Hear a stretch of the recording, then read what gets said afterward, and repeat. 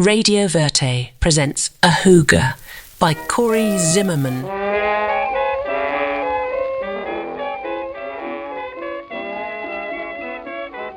Congo Square, Act 2. I can't sleep at night. I can't eat a bite. 'Cause the man I love, he don't treat me right. He makes me feel so blue. I don't know what to do. Sometimes I sit inside and then begin to cry 'cause my best friend said he's left to die. There's a change in the ocean, changing the deep blue sea, my baby. I tell you folks, there ain't no change in me. My love for that man will always be. One Sunday afternoon, I took Josephina to the field behind my house. We ran about the pony grass before sitting under a lone elm tree.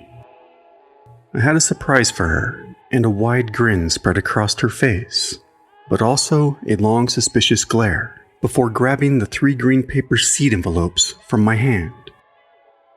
The 3 green paper seed envelopes read, Thelman Seed Company. Lilies, tulips, and roses, I said as she plunged the tip of her tongue between the gap in her teeth. I figured you could grow your own flowers, if you can keep the chickens out. Josephina was speechless. Anyhow, I seen you looking at the seeds at Anderson's, I said. This is the best gift anyone has ever gave me, she said as her eyes welled. She sniffled, studying a small pile of seeds she had poured out into her palm, and I asked, Do you like to read? I ain't got no books but the Bible, she said. I like to read it sometimes. I felt dismayed that anyone on earth would seek enjoyment from reading the Bible, but I shrugged it off, saying, My grandpa had many books.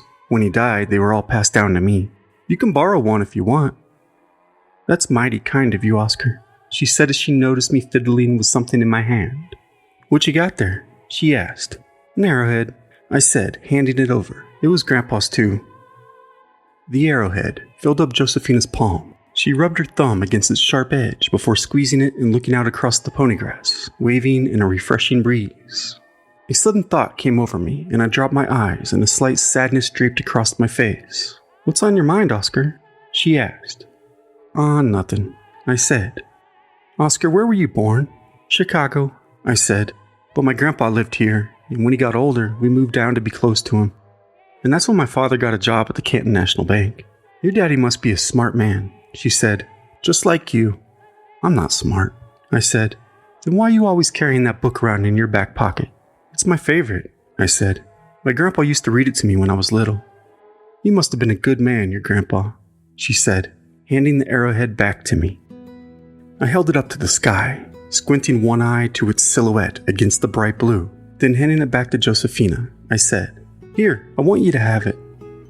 Oscar, I can't take this from you. It's too special, and you already gave me so much, she insisted. She took possession of the arrowhead, but said nothing more about it as we sat in silence, listening to the song of a blue jay, and then Josephina began to sing. She sang in Spanish, and I could not understand a thing, but it was the most fantastic thing I'd ever heard. In a sense, it changed everything for me. My intrigue grew in an instant, and my heart flooded with not only love, but joy. In only a matter of moments, I could honestly say life entirely transformed with every word. I was dumbfounded, and as she finished, I told her rightly so. She blushed, insisting there was nothing special about it, just a part of life. But no, not for me. This was a part of life I had never known. That is very sad, she said before a deep, sudden silence returned.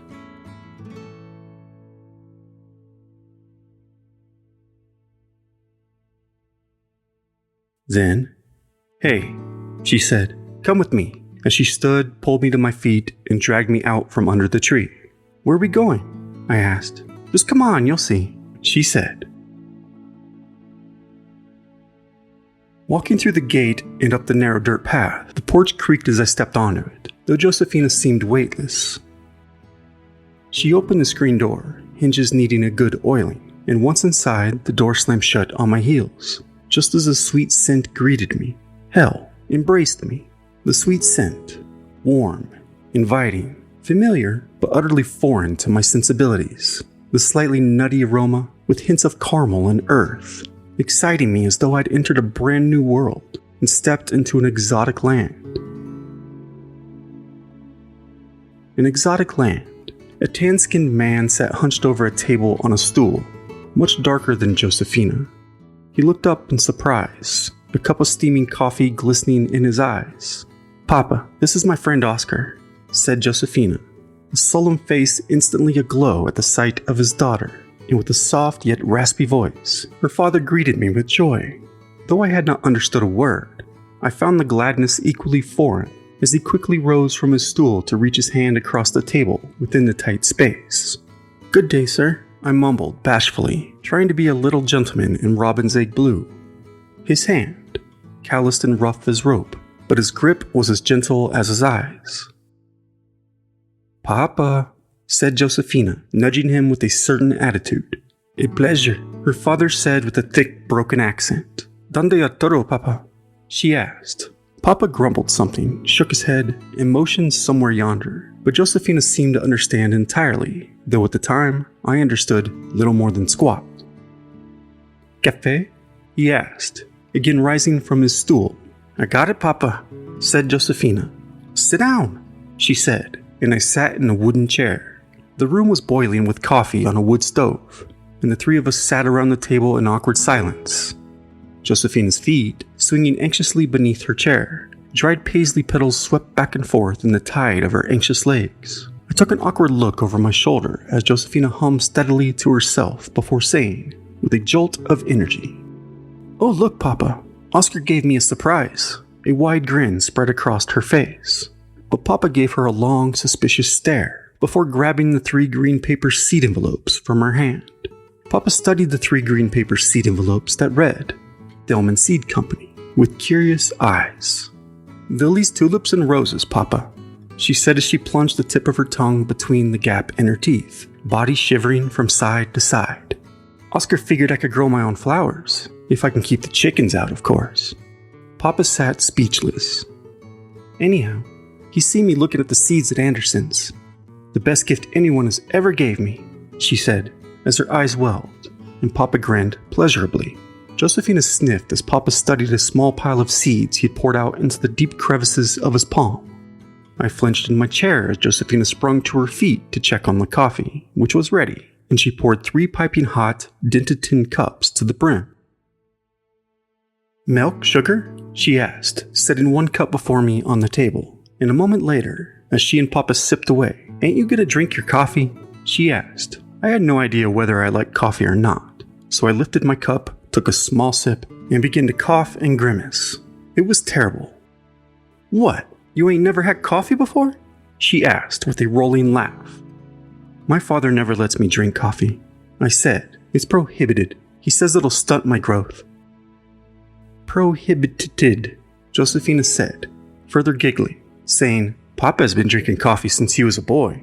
Haven't you, Papa? Didn't stunt your growth, did it, Papa?" she asked as I looked over at the short man, who simply smiled as he seemed to relish in his coffee with a simple joy I was not sure I had ever witnessed before. Before he seemed to pick up on what was being said, saying, "Muy fuerte," in a slightly less than scolding tone, but with a true sense of concern. Josephina poured in some milk and sugar at the drop of a hat, stirred, and again nudged me to take another sip, saying, "Try it now," as she glared at me with an ornery smile. I took another sip, trying not to grimace, and yum, it was not too bad. I gulped it down, noticing my heart beginning to race, and as Josephina's feet swung up a storm beneath her chair, dried paisley petals swept every which way. "Oscar, Oscar," Papa slowly pronounced my name. "Oscar." "That's right, Papa. Oscar," said Josephina, complimenting his English. I grinned, blushed, and noticed my own legs beginning to swing as fast as Josephina's. "I think it's a mighty fine name," said Josephina, "but Oscar don't like it," she said, as Papa gave a curious nod. along with an inquisitive lift of the eyebrows, which otherwise were low and sharply declined inward, just like Josefina's.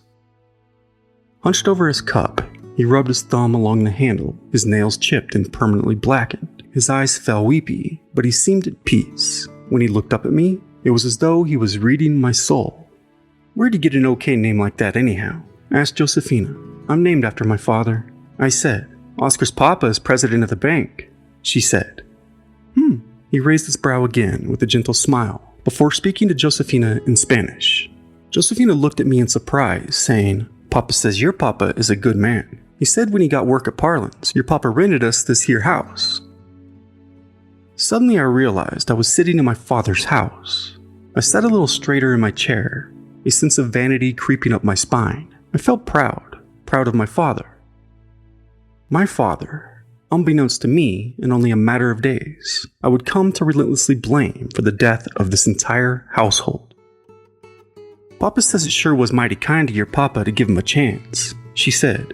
"Let us count our blessings," she said just before flying from her chair once again, before swiftly returning with a 6-string guitar that had seen better days. She handed it over to Papa as she mumbled something that made him express first a genuine sadness, followed by an open beam of joy as he tuned the keys.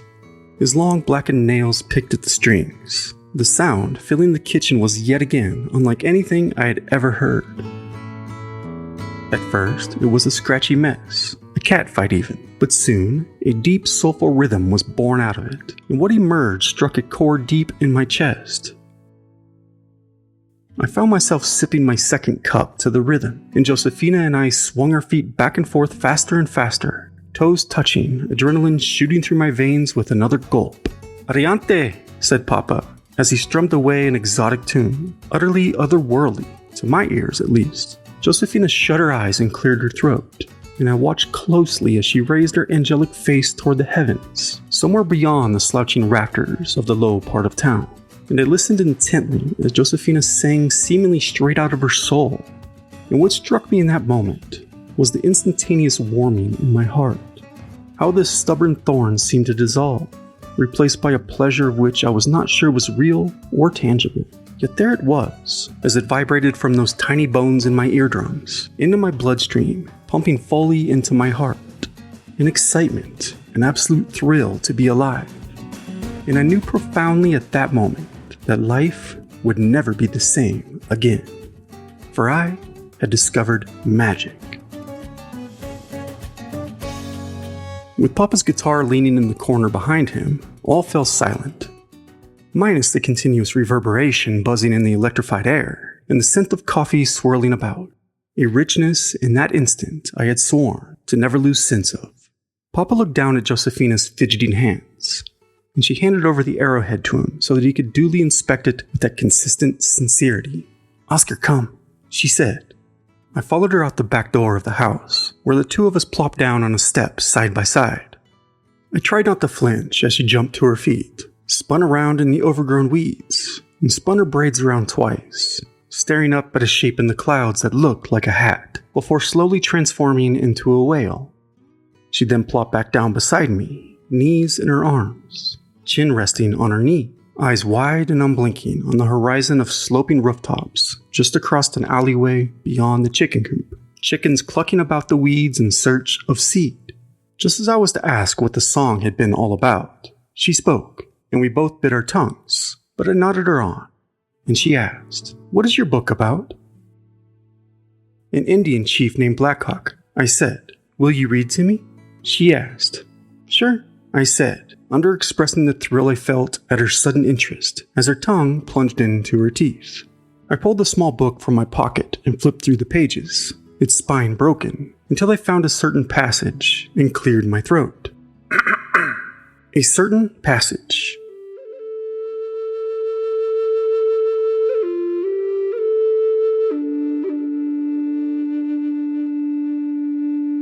I started over rugged country to go to the Mississippi, intending to cross it and return to my nation. Many of our people were compelled to go on foot for want of horses, which, in consequence of their having nothing to eat for a long time, caused our march to be very slow. At length, we arrived at the Mississippi, having lost some of our old men and little children, who perished on the way in hunger. We had been here a little while before we saw a steamboat coming.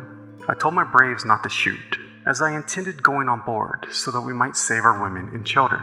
I knew the captain and was determined to give myself up to him. I then sent for my white flag. While the messenger was gone, I took out a small piece of white cotton and I put it on a pole and called to the captain of the boat and told him to send his little canoe ashore and let me come on board. The people in the boat asked me whether we were Sac or Winnebagos.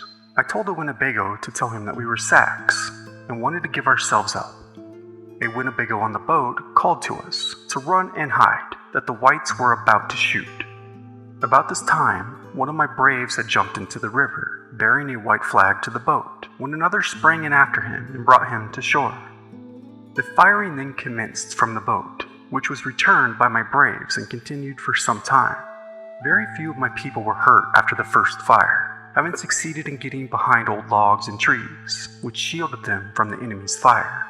After the boat left us, I told my people to cross, if they could, and all my party had determined to cross the Mississippi. The white army, within a few miles, I now began to fear that the whites would come up and kill them before they could get across. I had determined to go and join the Chippewas, but reflecting that by this I could only save myself, I concluded to die with my people if the Great Spirit would not give us another victory. A party of whites, being in advance of the army, came upon our people, who were attempting to cross the Mississippi. They tried to give themselves up. The whites paid no attention to their entreaties, but commenced slaughtering them. In a little while, the whole army arrived. Our braves, but a few in number, finding that the enemy paid no regard to age or sex, and seeing that they were murdering helpless women and children, determined to fight until they were killed. As many women as could commenced swimming the Mississippi with their children on their backs. A number of them were drowned, and some shot before they could reach the other shore.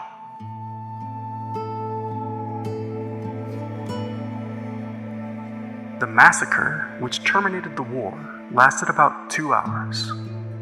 Our loss in killed was about 60, besides the 150 that were drowned. That is a very sad story, Oscar, said Josephina before standing to her feet, saying, "Let's plant some seeds."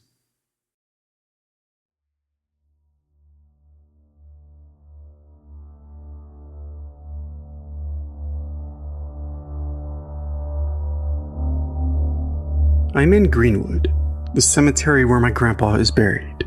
I've made my way through the iron gates to visit his grave amongst the green rolling hills and towering oak trees as I search for his tombstone.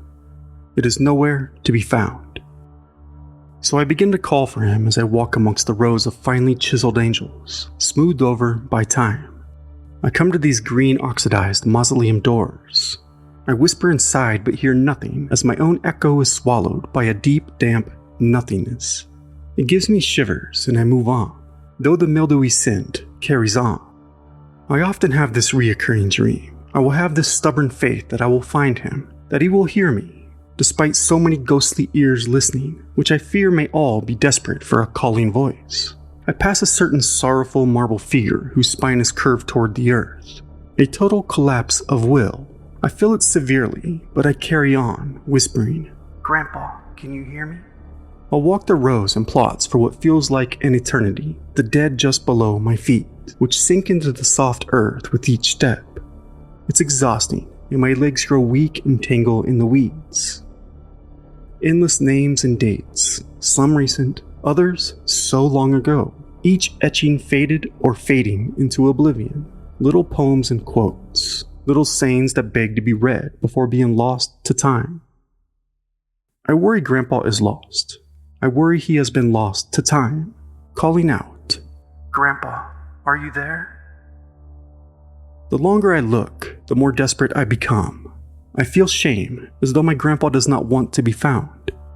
I grow utterly exhausted, legs like noodles, long, disoriented, dizzy, trees spinning around, until my feet appear to tangle in the weeds in such a knot that I fall to my knees.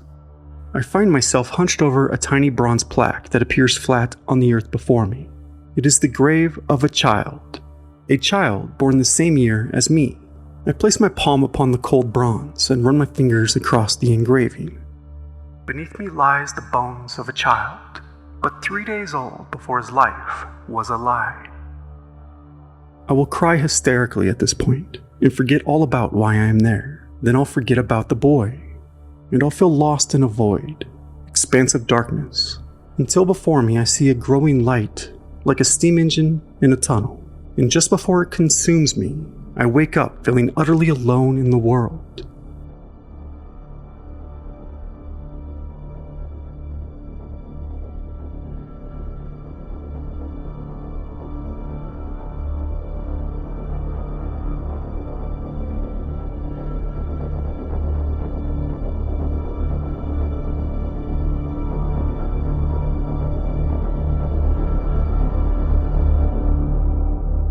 And it is in those moments that Grandpa's books comfort me the most.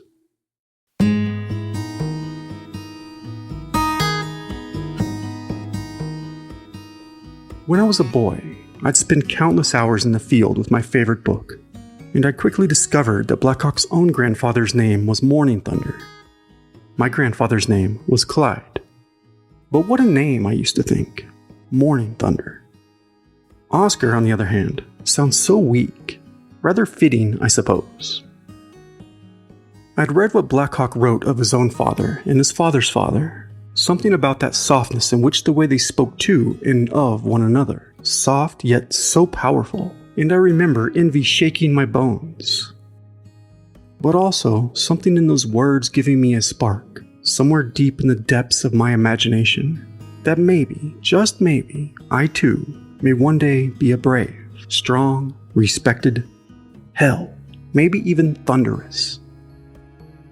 Anyhow, within those pages, Black Hawk wrote of his life, from his ancestors, his birth in a village not too far north of Fulton County, growing up to have the tribe medicine bag handed down from his own father, to him to now bear, to his later years when he became a war chief, waging war on horseback, with his band of braves against the United States of America and all its military might. As they fought for their survival, the thrill of his words would seep up from the soil and into my bones. Shoulder blades dug deep into the damp earth beneath, and I'd feel stronger in the spine, courageous and brave, ready to take on the world.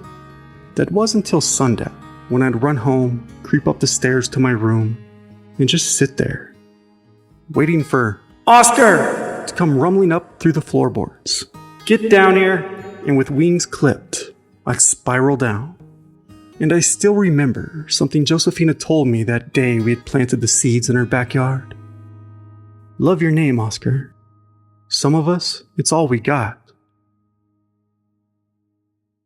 It was only days later that I heard the terrible news of her death. The sky over Canton had turned night with smoke and ash. As I tore across the field, tearing the clothes off my still deeply bruised body, thrashing into the thicket, tumbling down the ravine, through the ivy to leap off the edge to plunge into the beaver pool below. I remember its cool waters, topical, cooling, and calming, an effect that found my body sinking to the bottom of the creek like a stone, where I lay still as the dead in the muck. In that murky darkness, I considered many things, inhaling water for one. But after some time in that subaquatic void,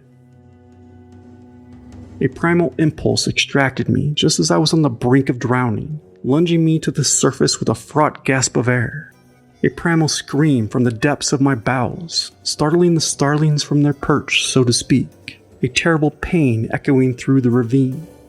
Then, with a sudden calm in the air, a monarch butterfly fluttered about within a sole sunbeam that pierced the canopy from above.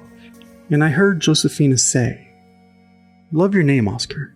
Some of us, it's all we got." My father forbade me from attending the funeral, and I didn't know what else to do but bury Josephina deep in my mind. I was 12 years old, for God's sake. I buried myself in books and words, and was only getting through school by the skin of my teeth.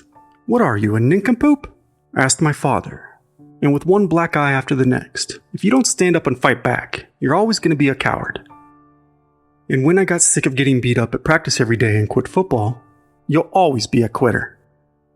And don't be yellow when I refused to join the army. What are you, a scaredy cat? And when I said I did not want to work the railroads, don't be a pansy.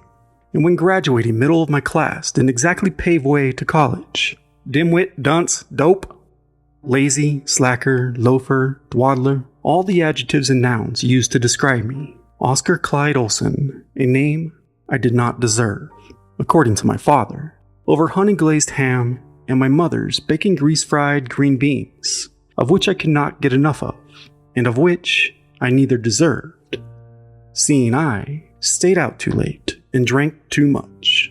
Oh, you're one to talk, Mr. Olson. My mother would occasionally pipe in, though less and less over the years, as she grew distant and somewhat immersed in some alternative life to the side. To me, she was always as sweet as could be. She minded her business, and I minded my own, and she let me be me, as long as typhoid wasn't going around, of course. Me, a self-proclaimed writer, or a penny-a-liner hack, according to my father, and after 6 months of him and I going head-to-head, having not shared a sherbet in some years, my mother was about to burst at the seams with all the hollering. And unbeknownst to me, as that pile of adjectives and nouns describing my lack of achievement and properly aligned life goals and priorities piled up in the sitting room, up to her ears with all the "you're pissing all over the family name, you ain't gonna amount to nothing," my mother managed to convince my father to put in a good word for me at the Canton Register. And after a brief interview with a few sample writings, which the boss, as he was called, and his nameplate said as much, put to the side saying, "I'll look 'em over later," and I was hired on the spot. At first I was thrilled to be working the city desk, something akin to, "Look at me, father," in so many adjectives and nouns, big-time reporter, until my second week on the job when I noticed a brass plaque on the wall with his name on it. My father, patron saint of patronage. Bullshit walks, but money talks. So on and so forth. And to top things off, it didn't take long to realize this dream job amounted to little more than squeezing out stories about stray dogs, hog shows, Miss Curvy pageants, cornbread county bake-offs, and all the trappings and happenings of the Fulton County Fair. Best-looking eggplants, most obese pumpkin, crafts made by little old ladies smelling of mothballs, and word workings made by little old men smelling of pipe tobacco and sweat. And let's not forget the occasional lost hog, lost cat, lost thumb, lost toe, or stolen candy bar. But where was the actual crime? Something more titillating than the mayor pilfering this, and the city banning that, and the stories on souls saved by the church picnic and cherry pies, farm auctions, and root beer float parades. Fulton County came full circle as quick as a hare with an ass on fire, and I found myself desperately yearning for that big scoop. That high-rolling gangster to roll into town with a Tommy gun, heading straight for the Canton National Bank. Hell, Fulton County already had a freak show. I wrote about it all day long. But what Canton really needed was another sinful circus to come rolling into town to summon the tornado of all tornadoes. That perfect storm of retribution to blow Canton, Illinois right off the map. Now that's a story, Tim. Tim, a desk over, fat, always blabbering on about some dame who most likely did not exist. Tim kept a constant stash of liquor in his desk drawer, and more often than not, I found myself leaning back in my chair, daydreaming of crime and disaster, tapping blues beats on the city desk beside a cup of coffee spiked with gin. The coffee blues I lacks a certain brand. Maxwell House is good to the last drop, just like it says on the can. Until with a jab to the ribs, "Oscar, the boss is calling you." Tim would wake me from my wicked dreams, asking, "You alright, man?" From a corner office overlooking the post office across Elm, the boss shouted, "Wake up, Alice. Got an assignment for you. A quick piece on Old Man Totten." Old Man Totten, first man born in the great state of Illinois, which was not news to anyone. "First white man," I said. "What?" asked the boss, fuming with irritation. "First white man born in Illinois," I said. The boss, looking over the top of his eyeglasses the way he did when I pissed him off, a fermented disdain that plagued his face from the day I began. His face, cherry bomb red, mere seconds from exploding all over the walls. "Just get the goddamn story, Oscar. 400 words, no more, no less, you hear me?" I dropped my shoes off my desk. "Oh, and Oscar," he said, "I've had it up to here," raising his hand far above his balding head. Got it, boss, I said. No frills, Oscar. No frills, boss. I want a straight story this time, he said. I'm tired of these whimsical rambling pieces you slop off. Ready for copy by Friday or your ass is out the door. I don't give a damn who your father is. Not one word over. Slamming shut his door, glass nearly shattering. Maybe next time, I hoped. I dropped my forehead to my desk. I was a little shit and I knew it, but I could have cared less. I didn't care if I was fired. I certainly didn't care who my father was. As Tim surreptitiously pulled out a bottle of gin. Nip, he offered. I snatched it from his hand as he carried on. She was something else, I tell you. Finer than frog hair. Tim, I can't take this anymore, I said. Here, this'll fix you up high and tight, handing forth a small mason jar of moonshine. But it wouldn't do you no harm to get off that high horse. You want to end up over at P&O? He asked. I took a slug of the moonshine just as a starch-faced woman named Marge dropped a stack of files on my desk. She looked at me and the mason jar with contempt. Looking mighty fine today, Marge, said Tim. Marge pursed her lips and walked away, gazing back but once. She wants me and she knows it, said Tim. I swigged down another finger, which burnt all the way down. Take it easy there, bud, said Tim, snatching the mason jar back, saying, You know us writers, we the bottom of the barrel, bottom feeders, living off the crumbs of society. I can't muster another hog show, Tim. I swear I'll stab myself in the neck with this pen, I said, grabbing the pen. Oscar, you got a back-ass word, my friend. You gotta write that great American novel first, and then off yourself. But try something a little more, I don't know. Searching for the word melodramatic, perhaps? Or deplorable? Shotgun, he said. Shootout? I said. That works, said Tim. Anything but old age, I said, drooling, mumbling, and rambling on about steel plows. Hell, you can plop your ass down in Jones Park if you want to hear that shit, I said. Well, you lie to your friends and I'll lie to mine, Oscar, pal. But this is our job. You know, for a writer, I said, you sound like a flabberdoodle when you talk. Well, what can I say? Asked Tim, sneaking a big swig. Better than an arf arf and arf. You know what this town needs, Tim, is a bank robbery, I said. Oh, I meant to ask, said Tim.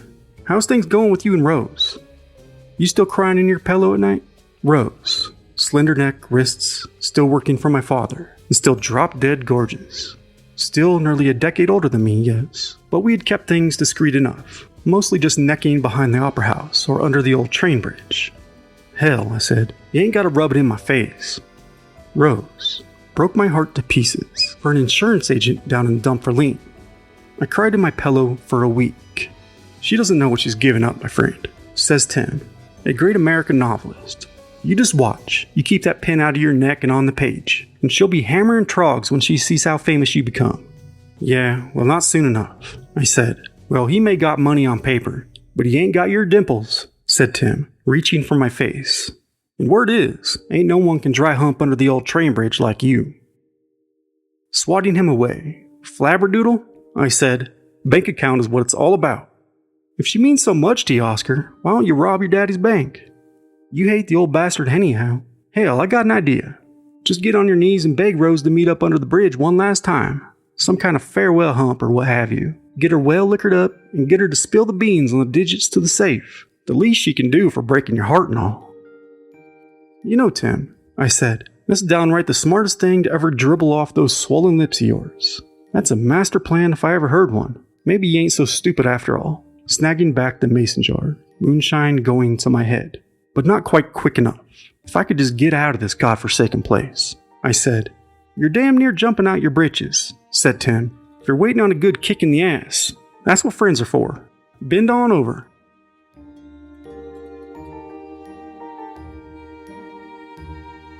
The following day, I knocked on the door of a little white house on South 3rd, feeling I was about to vomit in the bushes, when a young girl opened the door and stared silently at my pale face. Hello, I'm a reporter from the Canton Register. I'm here to come in, she said. When I entered, a woman, who I assumed was the girl's mother, did not say good morning. Good morning, ma'am, I said. I'm Oscar Clyde Olson. I work for the Register. I'm doing a piece on Old Man Totten. Out back, she said, with a deep sadness in her eye.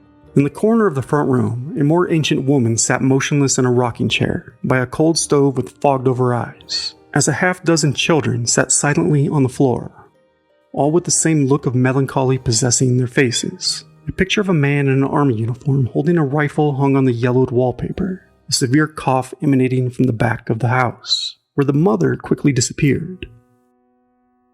As I passed, the children lowered their heads, as one squeezed his black toes. Flies bounced off a window. The house was humid and reeked of mildew, sickness, and onions. "Come on," said the little girl, whose name was Susie.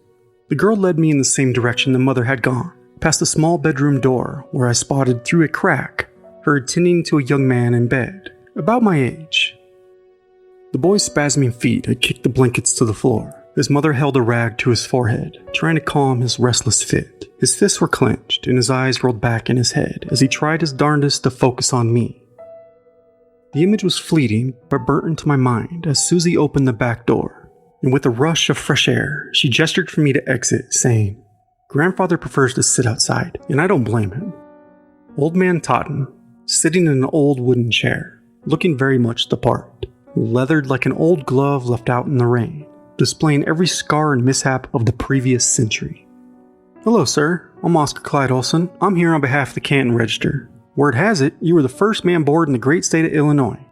"White man," he interrupted in a shaky but confident voice, with bright blue eyes that darted away from his gaze to the sky and drilled right into me. "Excuse me?" I asked. "First white man born in Illinois," he said, and I grinned.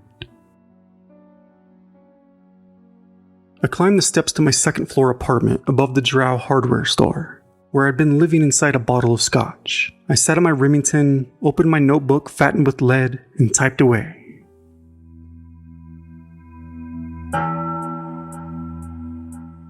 So few have intimately identified with the early settlement of the state of Illinois that it is only just to dwell upon their character and achievements and their influence upon our modern lives. Not in empty words of praise, but in plain statements of plain truths. To this class belonged the late William Totten and his son John. There are very few of the early pioneers of the state of Illinois yet lingering on the shores of time, but that of his son John and his thoughts seen with dim eyes as he views the scenes from which now surround him. When William Totten placed his family and effects in a one-horse cart, he came where the wild whoop of the Indian still pierced the air. The red man still sported over the prairies and wandered through the dense forests, where wolves prowled everywhere in the great wilderness. Enduring unthinkable hardships, he made a new home for himself and his family in 1818 on what is now known as Totten's Prairie, the first white man to locate to the great state of Illinois. He was no ordinary man, and is described by his son as a large, active, powerfully built man with very long arms and not a pound surplus flesh on his body. He would fight at the drop of a hat, and often drop it himself, and feared neither man nor beast. One of the most remarkable of that strong, sturdy, brave class who cut loose from the advantages of an older civilization and plunged into the wilderness infested with panthers, fox, and wildcats, with the barking wolves, the nights hideous with their wild shrieks and howls. Even buffalo and elk grazed upon the lush prairies when Mr. Totten came to the country, along with brown bears and Canadian lynx. But they were all soon driven westward, and with them went the badger, beaver, otter, black wolf, and black bear. The year round, his shirt front was open, and his breast bare to the summer sun and the winter's cold, and he never wore an overcoat during his long and eventful life. He was an all-around athlete, an excellent marksman, and spent much of his first few years after he came to the frontier hunting, shooting at the mark, jumping, and foot racing with the Indians. He and the noted Chief Black Hawk were great friends, and even during the Winnebago troubles, the Braves were not permitted to molest him and his family. Even when on the warpath, they would visit him and leave peaceably. Mr. Totten was a natural-born woodsman. He knew every point of timber and built his cabin upon the vast open and unbroken prairie, covered in a thick growth of pony grass that would hide any man from view who was riding through it on horseback. Many were the dark forebodings, no doubt, that crept into the minds of Mr. and Mrs. Totten as they contemplated their situation in the vast wilderness. They could live comfortably in their cabin during the warm season, but when the heavy snows and chilling winds of winter swept down, the situation was anything but pleasant. They had plenty of wild meat, but the bread supply was limited and was often substituted with corn dodger. John recounts being destitute of shoes during the winter, and the family having no clothing except what was carded and spun by the cabin fireside and woven and made into garments by the hands of his mother. These days, there is no stone left where the one-story hued walnut-framed house was built by William Totten a century ago, yet the ancestors of a few apple and cherry trees planted by the Tottens are still alive and bear some fruit almost every year. Although an evergreen tree planted in the old Totten cemetery, where Mr. and Mrs. Totten lay and rest under marble slabs, has withered and died, just across the shallow ravine to the west is a vast growth of oats. As a child, John says, one never grew unmindful of the perils and struggles through which their noble ancestors passed, and of the sacrifices made for them. But as time in its ceaseless flight sweeps on, we should cherish their memories and perpetuate their names.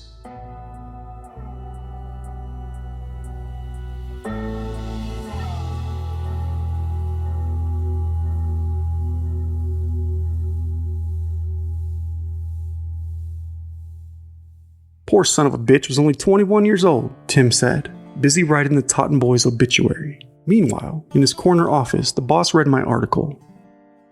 At the same time, I kicked my feet up to daydream a cocktail of romantic fantasy mixed with travel and adventure, career success, wealth, and abundance, a splash of personal transformation, avoiding the nostalgic, of course, instead opting for a dash of revenge and justice, all topped with an excellent heroic scenario right there at the city desk.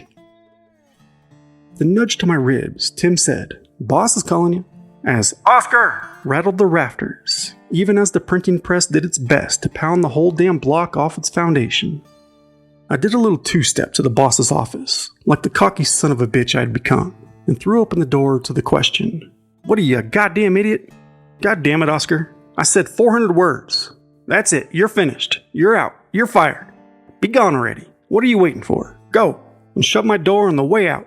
I took a breath, turned, and slammed the door behind me, hoping the glass would shatter. I grabbed my coat, threw it over my shoulder, opened Tim's drawer, removed a bottle, tilted it back, and swilled it down. "You're right, Tim. You lie to your friends and I'll lie to mine. But let's not lie to each other," I said as I walked off the smoky floor, but not before taking a step back at Marge's desk to say, "Here, this will help," with a nod toward Tim, holding out what was left of the whiskey. Her eyes bulged in confusion, head back on her shoulders, so much so she had no fewer than 3 double chins as she grabbed the bottle with a smirk. I clicked my cheek, kicked open the door, and skipped down the steps all the way to the street. Walked into the street where the Model Ts honked as they swarmed about me, sounding like a stampede of bullfrogs. My bowels turned with a sense of absolute freedom as I marched right toward Goosteen's for a chocolate bar and a cherry fizz.